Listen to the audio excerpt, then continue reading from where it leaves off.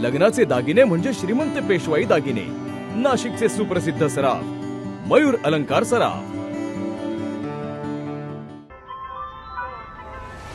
ताज्या बातम्यांसाठी नाशिक न्यूजच्या YouTube चॅनलला सबस्क्राईब करा आणि बेल आयकॉनला प्रेस करा।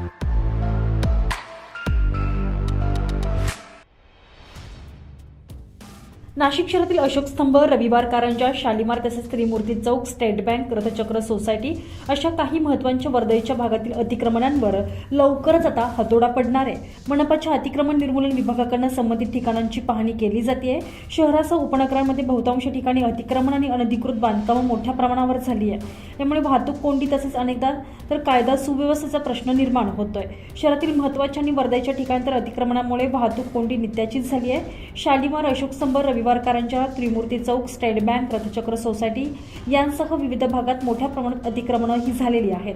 खाद्यपदार्थांच्या गाड्यांसह अनेक प्रकारची दुकानं थेट रस्त्यावर साठली जात असल्यानं महापालिकेच्या अतिक्रमण निर्मूलन विभागाविषयी नाराजी व्यक्त केली जाते। अतिक्रमण निर्मूलन विभागानं सोमवारी शालिमार येथील अतिक्रमणं काढली खरी, मात्र दुसऱ्या दिवशी मंगळवारी या ठिकाणी अतिक्रमण जैसे ते झाल्याचं दिसून आलं। राजकीय दबावामुळेच अतिक्रमण विभागास आपलं कर्तव्य पार पडता येत नसल्याची सर्वत्र चर्चा आहे।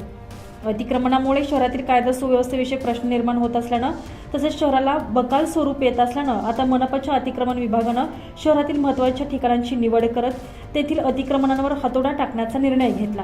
त्यानुसार संबंधित ठिकाणांची पाहणी करून संबंधितांना सूचना केल्या जाणार आहे। यानंतरही अतिक्रमण न हटवल्यास थेट कारवाई करण्यात येणार असल्याचं उपायुक्त मयूर पाटील यांनी सांगितलं आहे। संजय परमार, नाशिक न्यूज, नाशिक।